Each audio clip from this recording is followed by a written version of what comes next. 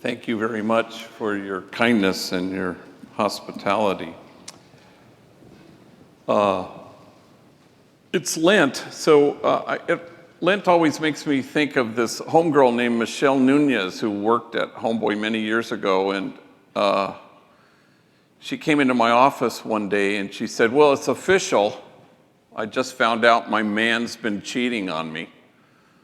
And I went, "Oh my God, I'm sorry." She goes, "I don't sweat it. I just went to church, got me them ashes, gave his ass up for Lent."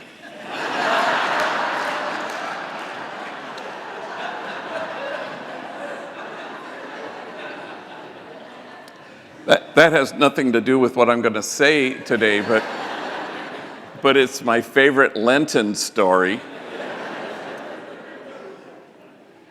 So in Lent, we hear repent, which is basically, the word means to move beyond the mind you have. And we all need to do that. We want to somehow align our hearts with the God who loves us without measure and without regret. This reading today, I kind of focused on the old servant saying to God, "Show love." Another translations say, "Please let your kindness be shown." But of course, this is who God is. God doesn't do anything other. God is not fickle or have mood swings or even have a range of emotions. I like that, I don't like that. We do, which is why we've come to think that's how God operates. God is just love. Thich Nhat Hanh talks about when the wave knows it's the ocean. There's that moment when the lens you use sees as God sees, and then soon you have compassion and kindness. Kindness is the only non-delusional response to everything, which is to say every other response is delusional. Our anger, our resentment, our clinging, our unwillingness to give an inch.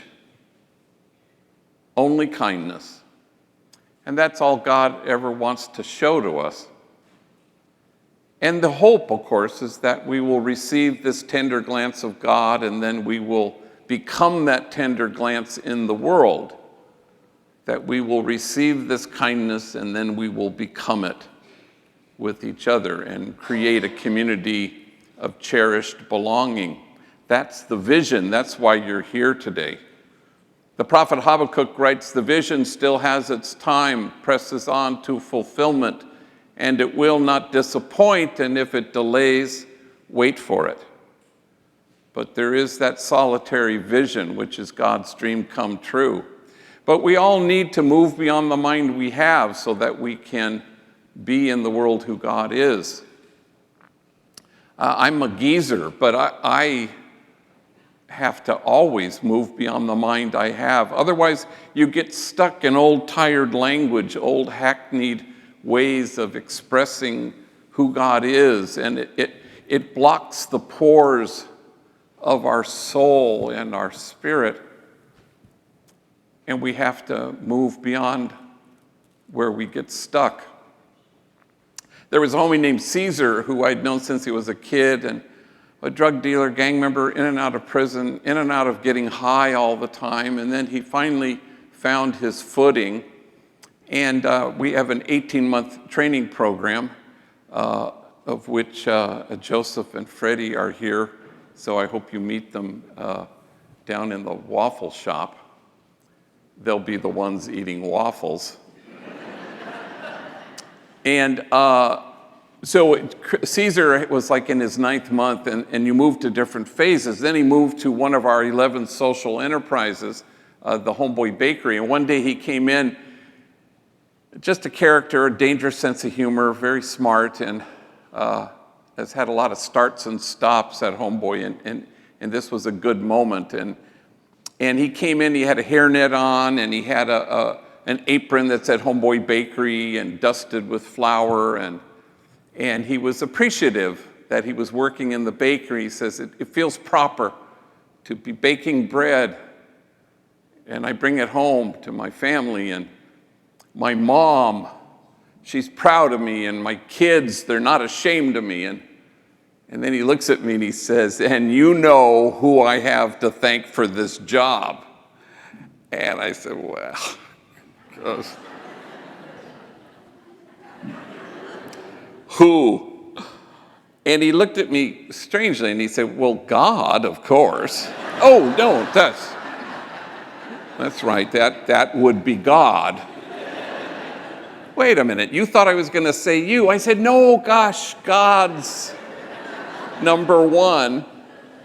He said, you are so lucky that we're not living in dem Genesis days. I'm sorry, dem Genesis days? He goes, yeah, because God would have been had struck down your ass already by now. And you move beyond the notion of God that might have been born in dem Genesis days.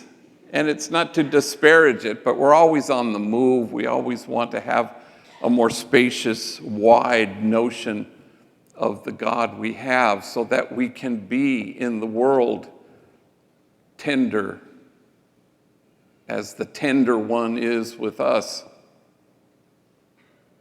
St. Ignatius of Loyola, the founder of the Jesuits, always talks about the God who's always greater, and we too want to find this wild God, as Meister Eckhart spoke, the God who is intimate in God's welcome and generous in hospitality. We want to find that God so we can create a community of kinship such that God, in fact, might recognize it. You know, systems change when people change. And people change when they are cherished. And everyone who walks through our doors at Homeboy comes barricaded behind a wall of shame and disgrace, and the only thing that can scale that wall is tenderness. So we need to roll up our sleeves and be kind in the world. A number of years ago, I took two homies with me, Danny and Artie. I hit them out of the projects, and I had a talk in the middle of no damn where, a place called Ridgecrest near the Mojave Desert. And we stopped at this restaurant called Coco's, and it's kind of like a notch above Denny's and 5 notches below every other restaurant. And so we walk in, and these guys look like they're straight out of Central Casting. They're oversized waist dickies. They look like cholos, basically. And the hostess sees us, and I said, 3. And she just mad dogs us. She just stares at us. And so I pull out the hand puppets, table, food, 3 people. Well, she's not one bit happy. So she takes the menus and kind of huffs and puffs, and she walks us through this restaurant. And there's a little kind of a little hall thing that has tables on either side. And I've never seen this happen. Everybody stopped talking in the entire restaurant. They put their silverware down. They're all staring at us. And as we're walking through, Artie goes, everybody's looking at us. I go, don't be ridiculous. Everybody was looking at us. And so they take us to the project section of the restaurant way in the back. And Danny says, we don't belong here. And I said, well, gosh, our money is as green as everybody else's. And then the waitress arrived, and she was an entirely different story. She was honey and sweetie, and later on, Artie said, and she brought us free refills, and we didn't even have to ask. And she brought tapatio, which every gang member has to put on their food. And she even brought a special stash of very hot salsa that the Mexican cooks used on their food. She brought it to the table. And she was Jesus in an apron. And afterwards, Danny said, as we got in the car, that waitress, she made us feel like we were somebody. And that's how the world changes the minute we know that kindness is the only non-delusional response to everything. We don't need to ask our God to show us kindness, for that is who God is. And I know we say that God is love and God is loving, but that doesn't answer the question how God is. It tells us where God is in the loving. And then we decide to let love live through us.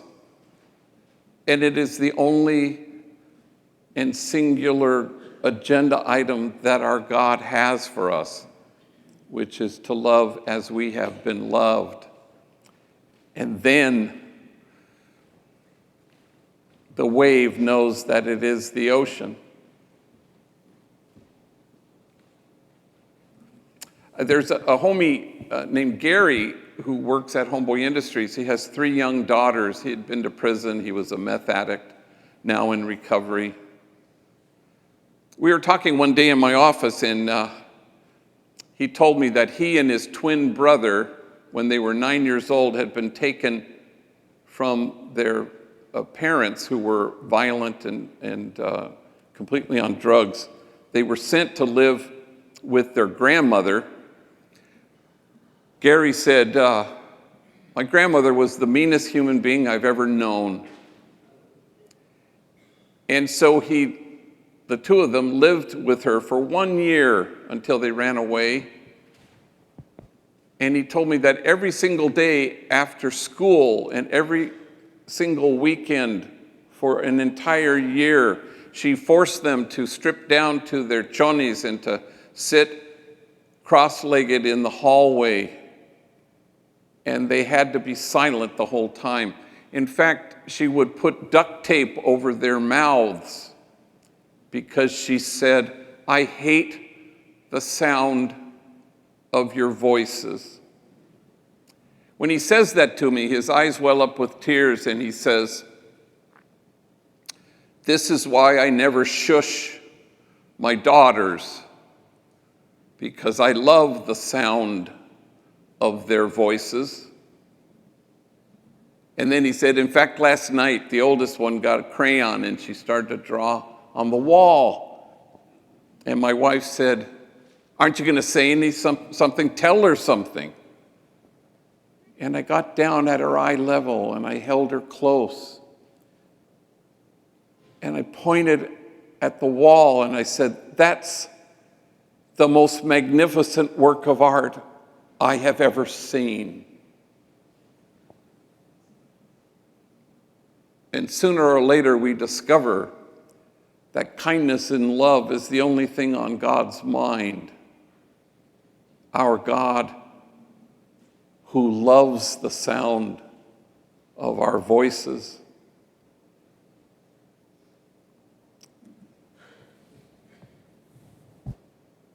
Many years ago, I was in my office, and it was like at 3 o'clock in the afternoon, and the phone rings, and it's a homie named Horacio.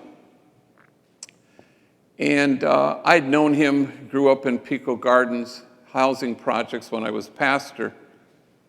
And he raised himself, which kids aren't supposed to be so good at. And I hadn't seen or heard from him in 10 years because he had been in prison and he just got out. And so he was very excited on the phone. He was saying, you know, I don't want to go back to the projects. I don't want to kick it in my neighborhood, in my barrio with the homies. I just got out and I'm staying away. And he goes on and on like this. I can't wait to see you. And then he says, let me just cut to the cheese. Which I'll admit I never heard that expression before. And I said, go ahead. He goes, yeah, well, I don't have any clothes. I got out. I went to my lady's apartment. She moved out. A neighbor told me that before she left, she took all my clothes in the backyard and she set them on fire. I think she may have been mad at me. So I don't got no clothes. And I said, well, look, I'll come pick you up at 6 o'clock. And he gave me the address where I could find him. Well, I'm used to picking up homies where they're, you have to get out of the car or honk or go find them, but not this guy. There was Horacio waiting on the corner. Big, huge guy after 10 years in prison of lifting weights constantly. Tattoos, God had forgotten to give him a neck, and he's standing there on the corner, and he waves at me, and he hops in the car, gives me a big hug. He plants a big wet kiss on my cheek, and he said, "When I saw you right now, I got all happy." I said, "Me too." So we went to the mall, and I told him how much money he could spend, and in short order, his arms are filled with clothes, and we're in line, people ahead of us, people behind us. And he has something, what the homies call a loud-ass voice. He was just really loud. And while we're in line, he points at this man and his wife and a young boy. And he says, "See that guy over there?" Everybody turns, of course, and looks. Well, I thought I knew that guy. So I walked up to him and I said, "Hey, don't I know you?" And the guy goes, like there's no, like he's going to have a paro cardíaco, a heart attack. And his wife holds the boy and she says, "No, we do not know you." Like they were all afraid. And then I looked more closer and I said, "Oh, my bad. I thought you were somebody else." As soon as I said that, they got all relaxed. And he looks at me and he says, "Damn, G, do I look that scary?" I said, "No, pretty much, yeah, you do." Everyone in earshot laughed, and suddenly kinship so quickly. Then we went out to eat, and then I drove him home. And before he got out of the car, he said, "Can I be honest with you? I'm scared to be out." I said, "Well, mijito, you have the best heart of anybody I know. Stay close to that heart. You'll be fine." And he gave me a hug and he left. Well, at 3 o'clock in the morning, I get a phone call, and it's from Horacio. And like every homie who calls me at 3 o'clock in the morning, they always say, "Did I wake you?" And I said, "No, just sitting here hoping you might call."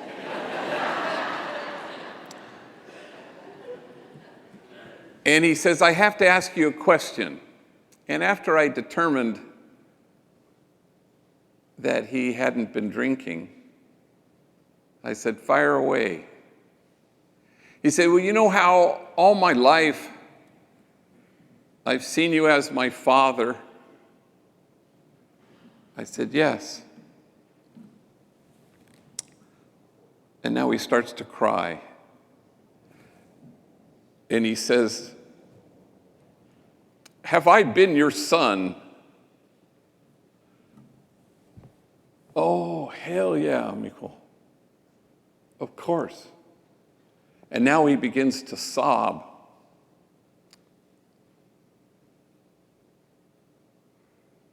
And then he says, "Then you will be my father, and I will be your son, and nothing will separate us," right? "That's right."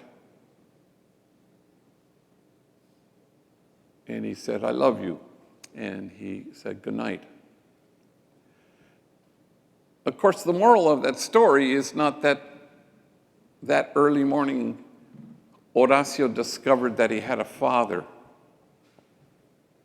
He discovered that he was a son worth having.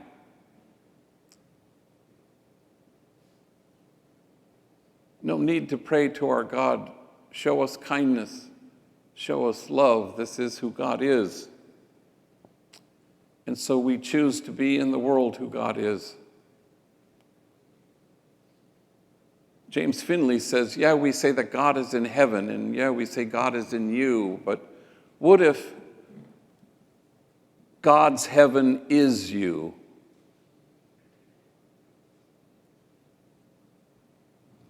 One of the great homies I've ever known, Joseph, was in my office, and we were talking, and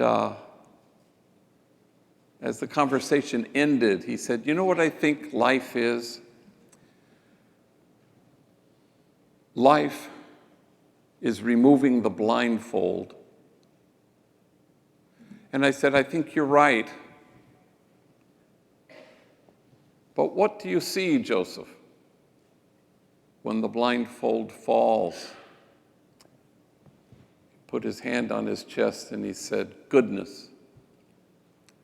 Only goodness. And suddenly the wave becomes the ocean. We see as God sees, and we choose to be in the world who God is, loving and kind. I was channel surfing and I saw the Dalai Lama being interviewed. And he said, in answer to a question in his English that can sometimes be labored, he repeated the question that he had just been asked. He said, the mark and the measure of every authentic religion is, and then he put both hands over his chest and he says, warm-heartedness. And it's a clunky word, and its clumsiness kind of serves it a little bit. He used it a lot as he continued to answer this question. He says, yes, it's about our own inner peace, but it's also about going out to the world to be warm-hearted.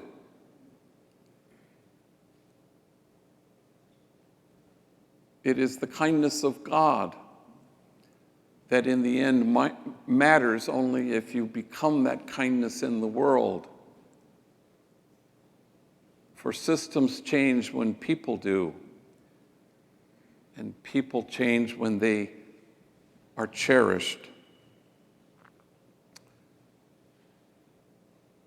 Many years ago, there was a 19-year-old gang member named Youngster who I thought was ready to work at Homeboy, so I walked him over to Homeboy Silkscreen, which is one of our earliest businesses, been around for almost 30 years.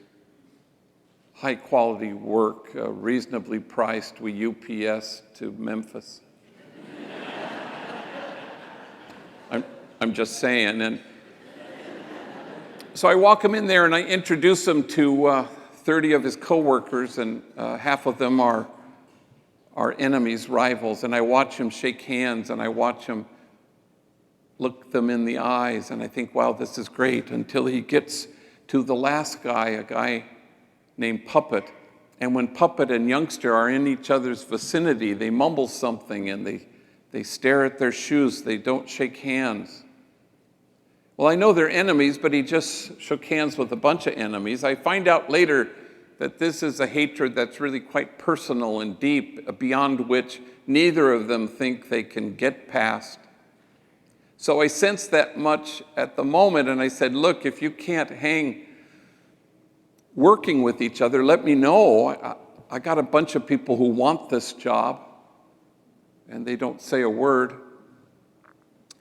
6 months later, Puppet walks to a corner store some distance from his home. He purchases something, but on the way home, for some reason, he takes a shortcut and he dodges into an alley, and because he took this detour, suddenly, unexpectedly, he's surrounded by 10 members from a rival gang, 10 against 1, and they beat him badly and they leave him in this alley.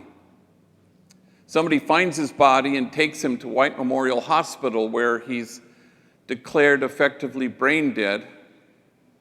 but it's the policy there to keep you connected for 48 hours so you can get 2 straight days of a flat read, and then the doctors can sign his death certificate.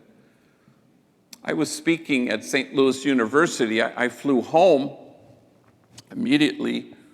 I've seen a lot of horrible things in my life, but nothing to compare to the sight of this young man with his head swollen many times its size. It was horrifying. You could barely train your eyes on him. And at the end of the 48 hours, I anointed him with oil, and I said a blessing prayer, and we disconnected. And a week later, I buried him. But within the first 24 hours, as I was sitting alone in my office, it was 8 o'clock at night, the phone rings, and it's youngster, Puppet's coworker from the silkscreen factory. "Hey," he says, "that's messed up about what happened to Puppet." And I said, "Yeah, it is." And then with a certain kind of eagerness even, he said, "Is there anything I can do? Can I give him my blood?" And we both fall silent under the weight of it, until finally he breaks the silence, choking back his tears, and he says with great deliberation, "He was not my enemy. He was my friend. We worked together."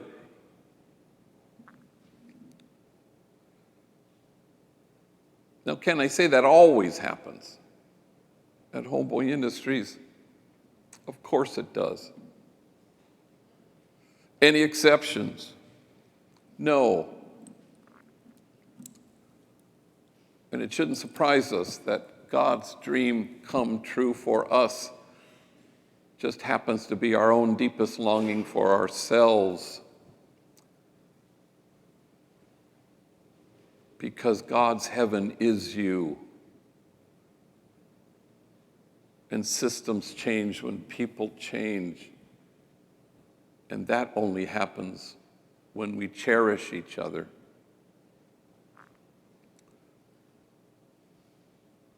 We choose to be in the world who God is when the wave finally becomes the ocean and we love as we are loved. That's our vision. For the vision still has its time, presses on to fulfillment, and it will not disappoint. And if it delays, we wait for it. Thank you. Oh.